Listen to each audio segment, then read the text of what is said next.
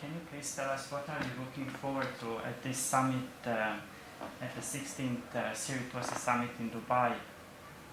Sure. So this is the 5th time I've attended the Ritossa Summit, I think. I think something to appreciate at this summit is that a number of attendees come multiple times. So they've attended the conference on multiple occasions. So for me, attending a conference where you only meet somebody once for 10 minutes and then try to build a relationship is very difficult. If you have the opportunity to meet the same people repeatedly, you can build a relationship, and that ultimately results in opportunities. So the Ritossa Summit does allow people to network and to build friendships, which ultimately lead to investment opportunities for us. Exactly. How is your firm connected to the summit, considering the values that the summit has about the sustainability for the family offices, and how do you see your firm sharing these values? In sustainability, you mean? Yes. In the sustainable investment and. Okay. Yeah, I can talk about that. So Atmosphere Investments is our family office. We've been investing nearly exclusively in sustainability and impact since 2002. And we've built, over the past 20 years, 2 divisions. One is an infrastructure division and the other is venture capital. So in our infrastructure segment, we focused on solar, wind, biomass facilities, sustainable forestry. We build low-carbon buildings with sustainable building materials. And we also have a TMT division where we have recently started building fibre networks in the UK. So Lightspeed Broadband is one of our portfolio companies, and we've done that because COVID has meant that people suddenly are working from home, they're studying from home, and they need a much better internet connection. So we help that happen. And on the venture side of the business, we back companies at an early stage, so seed stage startups, that have technology we believe can make a significant impact on anything from water management to food quality to air quality. I see. So you want to please tell us more about the firm. It's based in Switzerland, but you also are investing abroad, and how do you? Sure. So we have a global mandate, and we've invested all the way from Australia to the US, but most of our activity is in Europe. And we have offices in London, Lausanne in Switzerland, and in Latvia. And we're a team of around 50 people today. We are actively looking to expand, and we're doing that through partnerships. So we have our own resources that we invest into the projects we believe in, and we often encourage other investors, whether they be institutional or family offices, to co-invest with us on a deal-by-deal basis. So that typically is more efficient than investing through a fund, and allows better visibility for the investor and better transparency. So when we come to conferences like this one, we do network with in mind that some of the opportunities we're working on could also be interesting to other investors that are here. I see.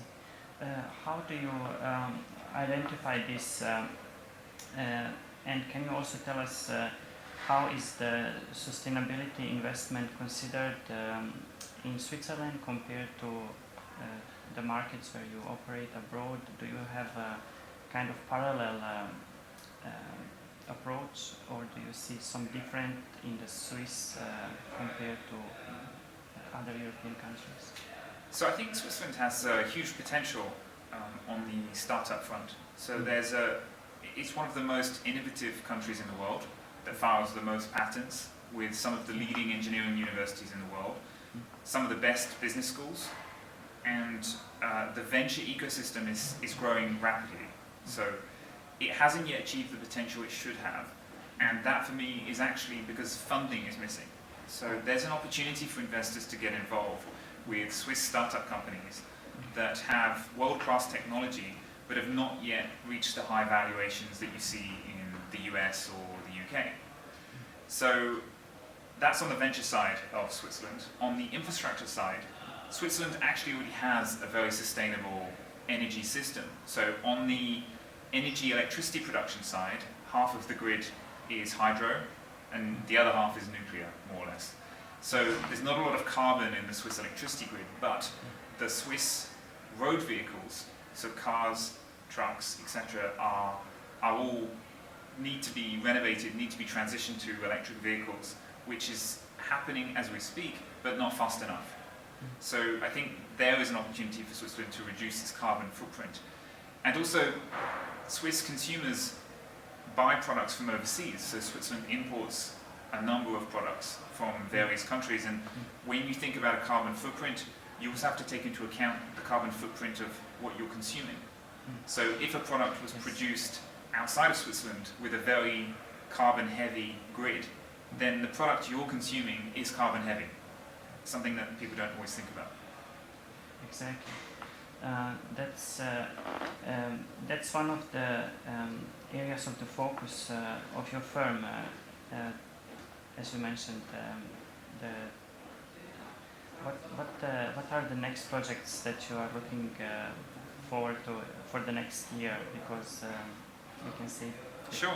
20 is already finished. So we've had, I've spent quite a lot of my time recently working on our infrastructure division. So we continue to be active in solar and wind, and we're increasingly active in TMT. So we've co-founded and invested into Lightspeed Broadband, a fibre business in the UK. We're potentially going to be looking at complementary investments in that space. So data centres are of particular interest. Subsea fibre cables are also a possibility for us that we are looking into actively. On the venture side of the business, we continue to back early stage companies, and we are looking into launching a venture builder in Switzerland. So an accelerator where we will help young entrepreneurs put together their business case, recruit the right team members, and expand. So that's going to require us to find additional team members. So we're recruiting. It's something that's important. Finding the right people is always key to delivering a successful result. That's amazing.